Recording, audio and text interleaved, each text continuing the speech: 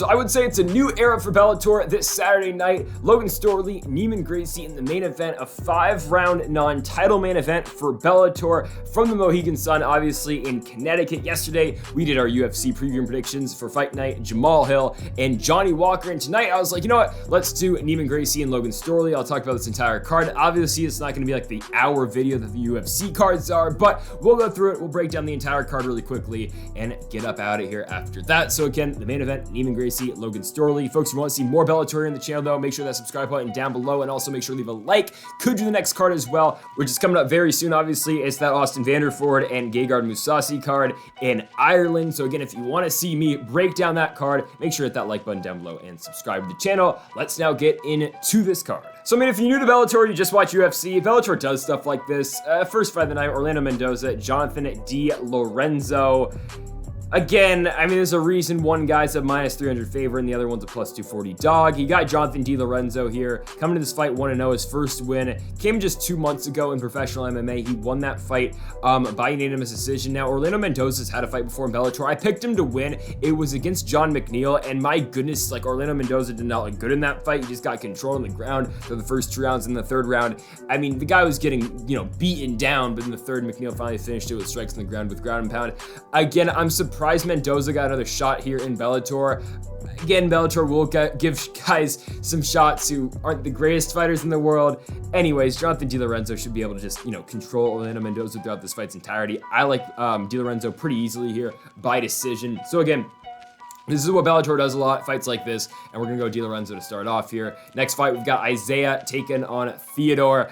I mean, for Isaiah, he's 0-1 so far, fighting out of Fresno, California. He fought his first fight in Bellator and his first pro fight. He got knocked out, I believe, and it was about like 10 seconds. And his opponent here in Theodore got knocked out really quickly in his last fight in Cage Warriors. So 2 guys who, got their first big breaks, I guess, in MMA. Even though for Theodore, he lost to Cody Law, I believe, he lost to Cody Law in Bellator as well. So he's had 2 fights with Cage Warriors and Bellator. He lost both those. And then for Isaiah, of course, first fight in Bellator, he lost as well. He got knocked down in the first round. Still, though, levels, I would say Isaiah, really good wrestler. Didn't really get to showcase it in his last fight because he got knocked out so quickly, but still, I think he'll be able to win this fight by decision. And the man who just beat Isaiah in his last fight in Bellator, it is Corey Samuels. He knocked out Isaiah in 10 seconds last year in the summer. He's a +450 dog in that fight. He came around and knocked him out in 10 seconds, which is crazy. They're turning him around, though, against Justin Montalvo, and Montalvo is a very good fighter, fighting out of Longo MMA, of course, over there in New York. He's -350 favorite for a reason in this fight. He's 4-0. Really good prospect here. His last fight in Bellator was a huge win over Jacob Bond, who was a 10-7 fighter at the time, but still he won it pretty convincingly by unanimous decision. And what do we know that Justin Montalvo's got? He's got heavy hands, and Corey Samuels is going to be a guy on the other side that will be willing to trade with him, but Montalvo is a better striker than Corey Samuels. There's levels to this game, I would say, and in the striking aspect of this one, Montalvo is just a better striker, so I think that's how he beats Corey Samuels. I think he gets it done by first round knockout. Our next fight, Jordan Newman and Cody Herbert. We're going to take Jordan Newman in this one, -500 favorite. That's really all you need to see.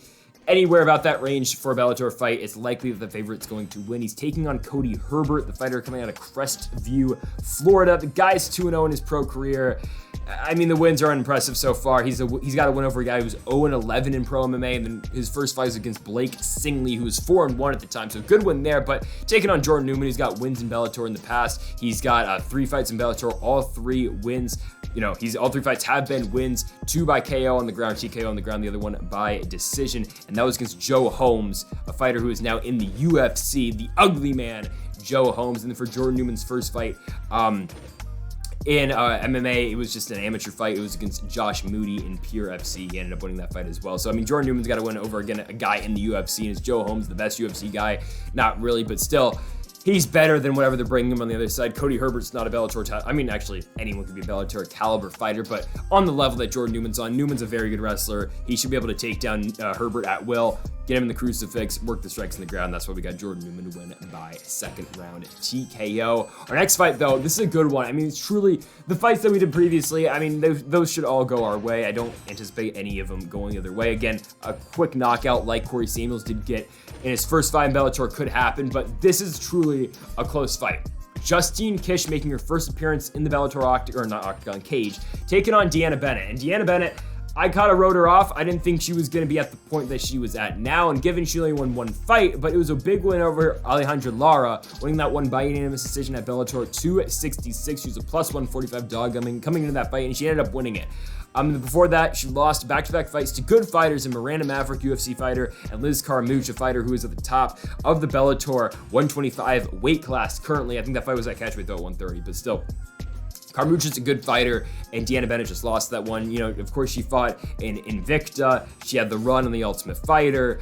Deanna Bennett's been around for a while, and Justine Kish, her opponent, coming back on the other side. I think she's most notably known for crapping inside of an octagon, like literally, crapping inside of an octagon, which is unfortunate. It was her fight against Felice Herrig, and what people forget about that fight is that Justine Kish, going into that one, was 2-0 in the UFC. She picked up a win over Nina Ansarov, which is huge, looking back at it now, by unanimous decision, and then she beat the Spider Monkey in Ashley Yoder by decision as well, but then she lost to Herrig by decision, lost to Ji Young Kim by split decision. She beat Lucia Pusilova, who's not a great UFC fighter, lost to Sabina Mazow, and then just most recently lost to Tracy Cortez, who Brian Ortega just got her name tattooed inside of his lip for Valentine's Day. What are we doing? Anyways, but Justine Kish fought Tracy Cortez in her last fight. She lost. That was in 2021. Now she's in Bellator taking on Deanna Bennett. The thing is, I know Kish is, not a horrible fighter, but Deanna Bennett, coming off the win over Alejandra Lara, I think she's going to be able to have enough to beat Justine Kish in this one. I'm just not that impressed with Kish at all. Like, I'm not. I've seen her just get, out grappling in her last couple fights. Deanna Bennett, who's going to always bring it. So that's why I like Deanna Bennett to go in there, beat Justine Kish. I think she's going to get it done by a decision. And now, we've got a fight here with Aviv Gozali taking on Bobby King. Gozali has been perfect so far in his MMA career. He came into Bellator at a very young age. I think he made his debut, He was 18 years old when he came into Bellator. He had that big win, 11-second heel hook. I mean, the man's had a crazy career so far in the Bellator cage. He's 6-0 so far for them. And that's been his entire pro career so far. Now, Bobby King is going to bring something to Gozali that's been different than some of his past opponents. Like, Gozali took on Sean Felton in his last one, and Felton isn't horrible. But Bobby King, by far, I would say, is Gozali's toughest opponent to date. Now, he is coming off the loss back at Bellator 272. He's a huge underdog. He lost, obviously. Before that, he took on Nick Newell, obviously the fighter he's most known for. People know him for having one arm. He barely beat Nick Newell, but Nick Newell is good. The thing is, you're expected to beat Nick Newell in that type of setting. Anyways, though, Bobby King against Aviv Gozali. If he can get the fight standing, obviously he's going to win, but Gozali's so good on the ground. Again, he's got all those wins by submission so far in Bellator. Every single fight for Gozali has ended up in a first-round submission. Who's to say this isn't going to be the same? I know Bobby King is better than the guys that Gozali's fought in the past, but still, there's levels to this on the ground, and as long as Gozali can take this one down, I think he's going to be able to submit Bobby King. I think he's going to get it done in the first round. So we're going first-round sub for Aviv Gozali. Next fight, does it get any easier than this one? Jalen Bates taking on Chris Disonell. All day, Jalen Bates here is the reason he's a minus 800 favorite in this one. He's 4-0. Big wins by armbar and guillotine so far in the Bellator cage.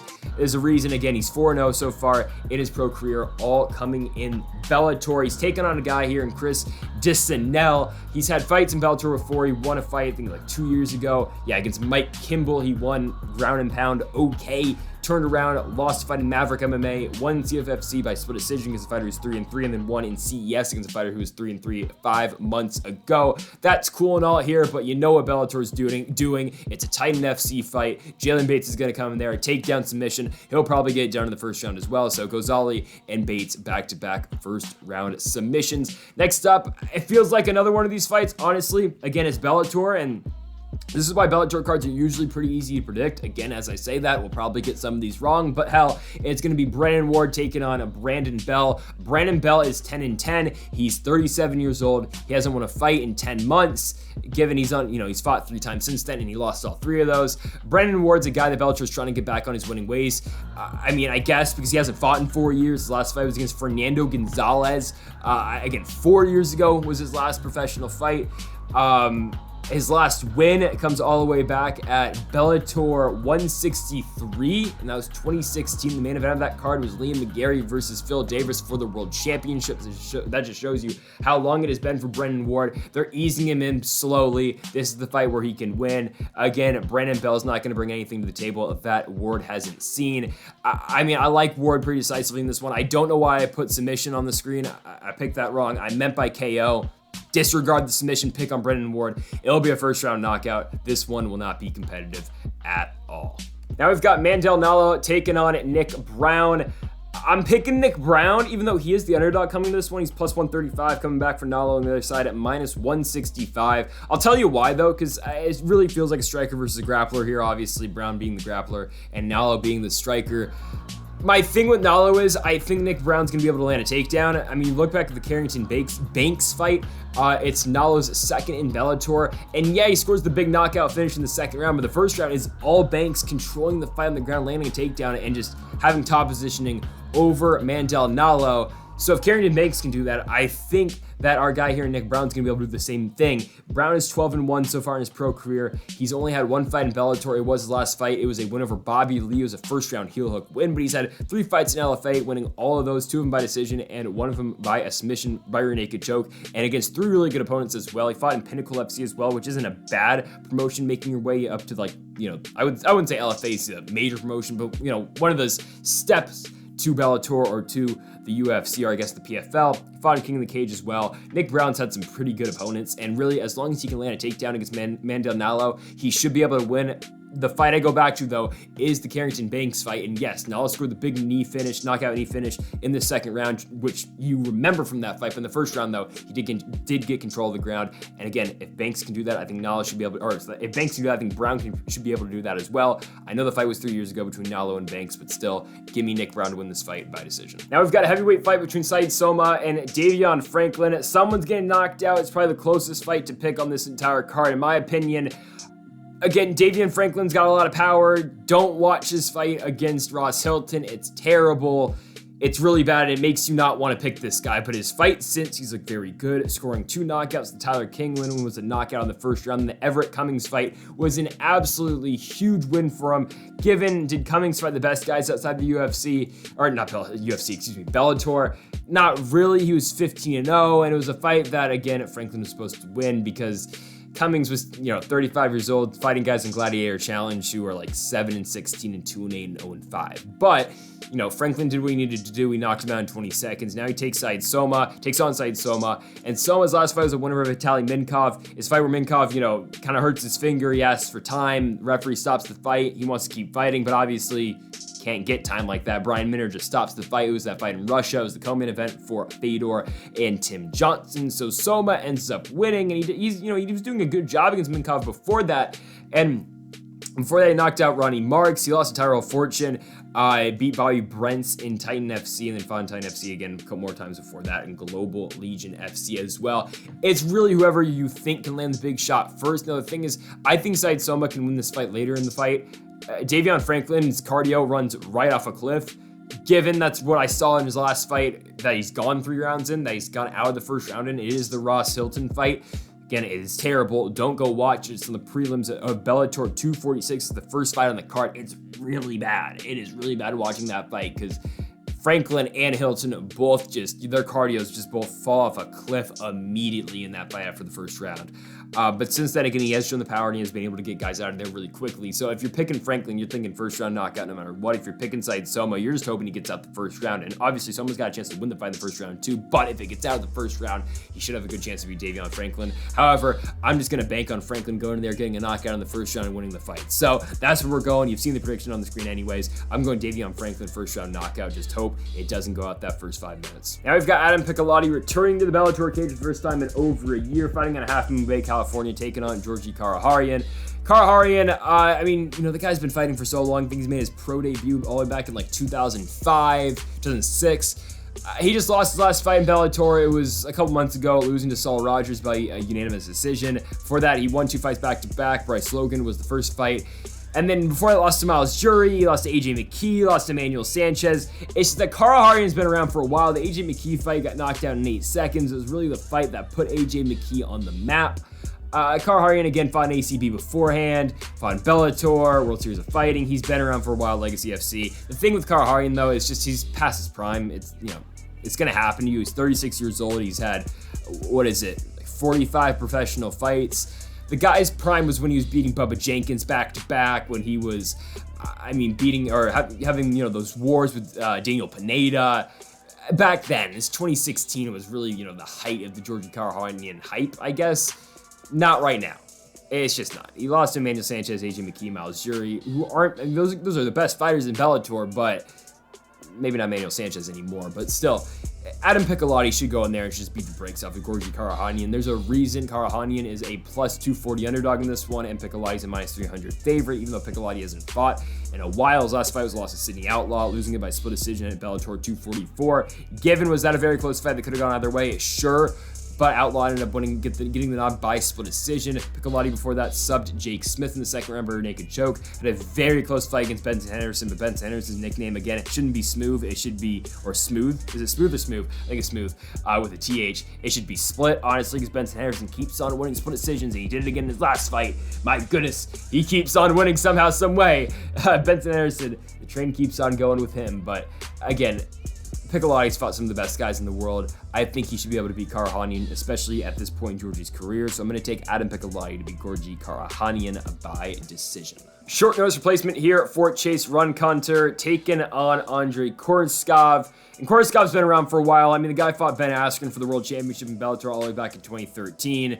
That just shows you something. Again, he fought Ben Askren. He lost. Ben Askren finished him in the 4th round. But that was like prime Ben Askren. And Koreshkov, of course, came back. He beat Douglas Lima for the welterweight championship. He defended against Benson Henderson. He lost to Douglas Lima, but then beat Chitty Bang Bang and Chitty Njokawani. And then lost to Douglas Lima again.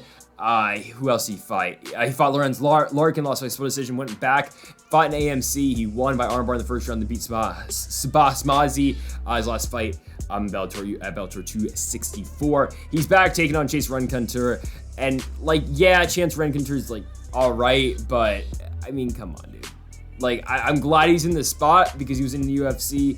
He probably shouldn't have been cut if we're being real. I mean, he's just 2-2. He lost to Bilal Muhammad and Lehman Good. He beat Nordiev and Kyle Stewart.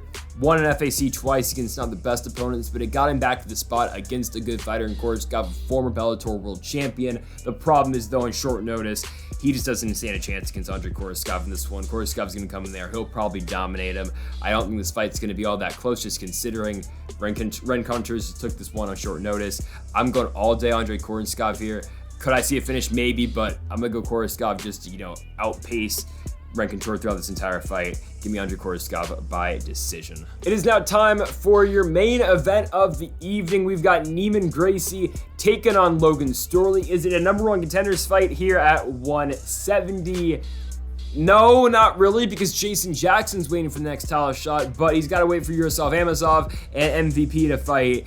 And I think we know how that fight's going to end up. Jason Jackson versus Amosov is going to be interesting, I think, but hey, maybe MVP surprises everyone and knocks him out. I doubt it. But Neiman Gracie, Logan Storley. So both guys coming off a win and before that a loss. For Neiman Gracie, of course, the loss is to Jason Jackson, and Jackson barely did enough. Winning that fight is a razor-thin fight, but Jackson wins it by unanimous decision. Did enough on the feet, and honestly, Neiman Gracie was on his back looking for submissions, and he almost had it in the first round against Jason Jackson, but Jackson, again, in the 3rd round, was able to apply top control and pressure on Neiman Gracie, and he was able to win the fight that way. Now, Gracie came back, though. He beat Mark Lemminger by KO in the 1st round, by TKO. Pretty dominant. It's what Neiman Gracie was supposed to do to a guy like Mark Lemminger. Now, for Logan Storley, he's, has lost to Yaroslav Amosov. So you got Amosov beating Logan Storley, you got Jason Jackson beating Neiman Gracie. So 2 of the top guys of the weight class beating 2 other top guys here in Gracie and Storley. Again, the Storley-Amosov fight was very close. It was a very competitive fight. It was a split decision going back to Bellator 252, the main event of that card, Carvalho versus Pitbull. It's a competitive fight. Like, don't get me wrong. We know Logan Storley's a very good wrestler, and we know he can, kind of go on the feet as well, but it's a close fight with him and Amosov, and you know how good Yaroslav Amosov is. The guy is 26-0. He hasn't lost yet. He dominated Douglas Lima in his fight. Just saying. Amosov is very good. So Storley took him to the breaks, the brink of defeat almost, but he loses it by split decision. He comes back, he wins his last fight by split decision as well. There was that card, I believe is the one in South Dakota. Yeah, it was Karakhanyan and Czech Congo. But Logan Storley wins the fight, he wins it by split decision. But breaking this fight down specifically with Neiman Gracie and Logan Storley. Basically, the way I see this, though, is you are giving Neiman Gracie 5 rounds to potentially submit Logan Storley. Because Logan Storley, will this fight be contested on the feet? If it does, I think it's interesting. And honestly, I think it can go either way because both these guys aren't known for their striking per se, right? But you know Logan Storley's probably going to take this one to the ground, right? Because that's usually how he does win fights. The thing is, Neiman Gracie, though, you know how Neiman Gracie's, you know good jiu-jitsu Neiman Gracie's got? Hell, it's the last name. Neiman Gracie's got great jiu-jitsu.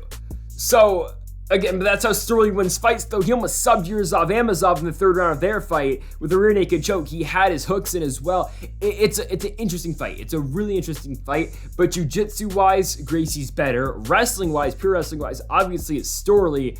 But if Logan Storley doesn't want to take down Neiman Gracie, then you get this weird fight where it's a striking affair between the two. And honestly I think it's a toss-up. Because honestly, I can't compare these two dudes' strikings. Because, Storley uses his striking, but he only uses it to get into range. And then, of course, to shoot his takedowns. And for Neiman Gracie, okay striking, but again, his main objective in fights is getting it to the ground. So I think that would just become a very intriguing matchup if it does stay on the feet. I think, though, you're gonna see Logan Storley being the one to apply the pressure on Neiman Gracie and trying to, kind of get the same game plan that Jason Jackson did against Neiman Gracie. Now, where Jackson did end up on top at some points in that fight, and he was able to get out of submissions that Neiman Gracie would throw up, and in the end, he ended up winning it by decision. So if Storley can do that, get on top, stay on top, and avoid being put in any submissions for 5 rounds, then that's how Storley beats Neiman Gracie. My problem with picking Logan Storley is, though, he's got to fight 5 rounds. He's got to fight that aggressive style of fight. He's got to be on top. He's got to be the one shooting for takedowns for 5 rounds to beat Neiman Gracie.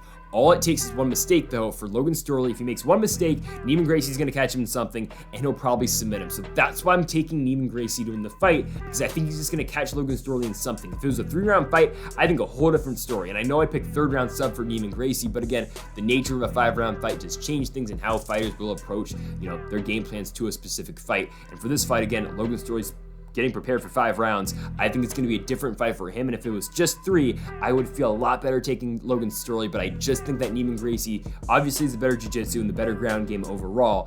Storley will be the one pushing the pace with the wrestling side of things, but still, I think Neiman Gracie just has to catch Logan Storley in something, and I think he'll catch him in the 3rd round. I think he'll be competitive to that point, but I think Neiman Gracie is going to be the one to catch Logan Storley in a sub.